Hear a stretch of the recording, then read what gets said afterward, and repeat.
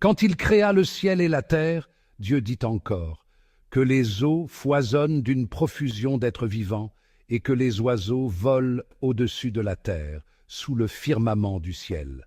Dieu créa, selon leur espèce, les grands monstres marins, tous les êtres vivants qui vont et viennent et foisonnent dans les eaux, et aussi, selon leur espèce, tous les oiseaux qui volent. Et Dieu vit que cela était bon. Dieu les bénit par ces paroles. Soyez féconds et multipliez-vous, remplissez les mers, que les oiseaux se multiplient sur la terre. Il y eut un soir, il y eut un matin, 5e jour, et Dieu dit que la terre produise des êtres vivants selon leur espèce, bestiaux, bestioles et bêtes sauvages selon leur espèce. Et ce fut ainsi.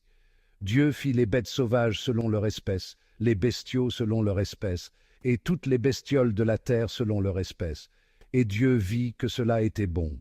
Dieu dit, faisons l'homme à notre image, selon notre ressemblance, qu'il soit le maître des poissons de la mer, des oiseaux du ciel, des bestiaux, de toutes les bêtes sauvages, et de toutes les bestioles qui vont et viennent sur la terre.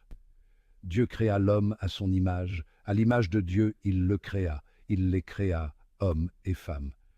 Dieu les bénit et leur dit, soyez féconds et multipliez-vous, remplissez la terre et soumettez-la.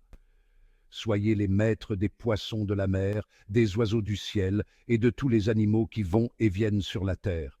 Dieu dit encore, je vous donne toute plante qui porte sa semence sur toute la surface de la terre, et tout arbre dont le fruit porte sa semence, telle sera votre nourriture.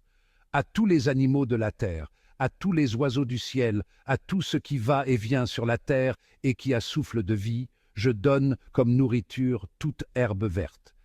Et ce fut ainsi. Et Dieu vit tout ce qu'il avait fait. Et voici, cela était très bon. Il y eut un soir, il y eut un matin, 6e jour. Ainsi furent achevés le ciel et la terre et tout leur déploiement.